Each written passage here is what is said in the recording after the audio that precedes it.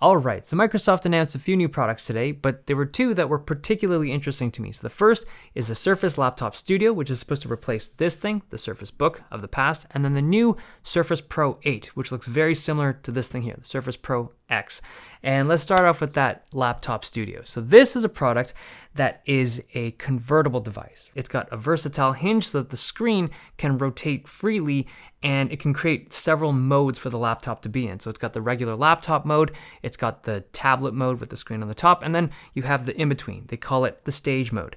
Now, the purpose of a product like Surface Laptop Studio or the Surface Book of the past is that they're trying to create a product that is versatile in the sense that it can be used as a tablet as well as a laptop, but it has to be powerful, right? Because there are plenty of products out there already on the market that can be a laptop or a tablet, but to be able to pack a powerful system in there with sometimes a dedicated GPU is difficult, and very few companies have been able to do it. This was one of them. Now, this product, the Surface Book, it had a few issues. Like, the form factor was really neat, and they had this really ingenious, well-engineered hinge to compensate for it. But this was a mechanically complex system, which jacks up the price of the product, but also it was top heavy. Like, because the screen component had a full computer in it plus a battery, it just became a very top heavy system when it was used in a laptop mode. Now, this new version, the Surface Laptop Studio, it solves that issue of the top heavy component, but it is no longer detachable. So Surface Book could be removed, right? You could detach the screen and you now had a fully functional computer in a tablet form. Surface Laptop Studio can't do that. It can only rotate in this convertible manner. Now, my initial reaction to the Surface Laptop Studio is that that is a smarter and more practical design than this thing. The Surface Book was a really neat product on paper, and the engineering behind the hinge was really well done, but the Surface Laptop Studio is just better. It's lighter at under 4 pounds. It's got a 14-inch, 120 hertz display. It's got Surface Pen support, and it also has a haptic trackpad. So if you're a deeply entrenched Windows user and you've never tried a MacBook trackpad, they use haptics so that the trackpad doesn't actually physically click down. Like, you press it and there's a haptic motor that simulates the sensation of force, right? So when you click it, it's not actually depressing, it's just sending a signal up to make it feel like you've pressed it. Now, the advantage to that, or at least one of them, is that on a regular trackpad, this uses a cantilever mechanism, right? So you click it, it comes back up, but you can only do that most effectively at the bottom of the trackpad. As you move further and further up, it becomes harder and harder to press it. At the very top of the trackpad, you can't click it at all because that's where the lever starts.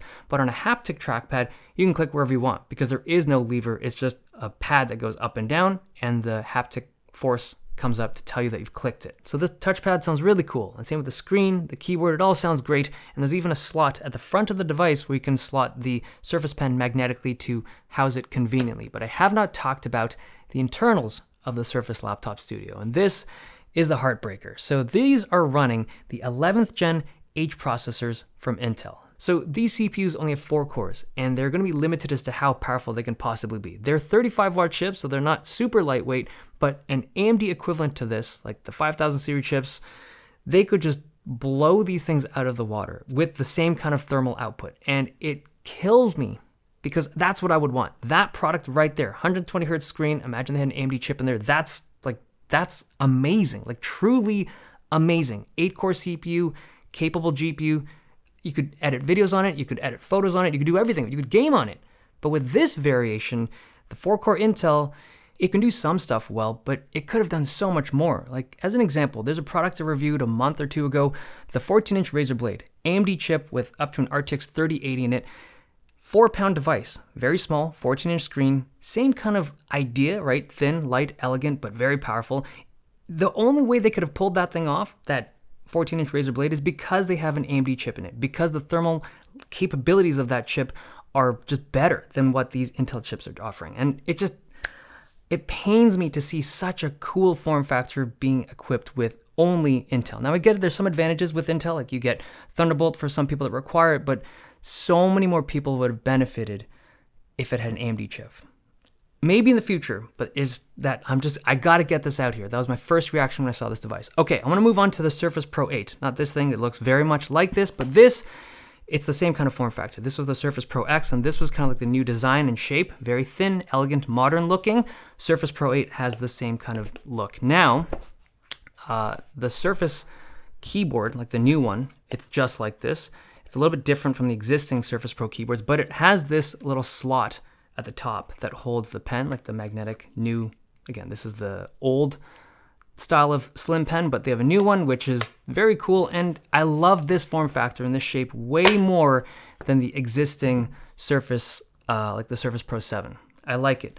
Now, there's two main changes this year. The big one is obviously the form factor, but the 120 Hz screen is faster and a little bit larger than the previous generation. And you obviously have your regular update of CPU and the internal GPU. And there's also Thunderbolt support, which is cool this year. But that's the new Surface Pro 8. I like the form factor a lot better. I felt like the previous generation of form factor was just getting a little long in the tooth. This more modern look is, I've always liked this one. But those are the two new laptop type devices. Not these things, but the ones I just talked about. There you go. Hope you guys enjoyed this video. Thumbs if you liked it, subs if you loved it. I'll see you guys next time.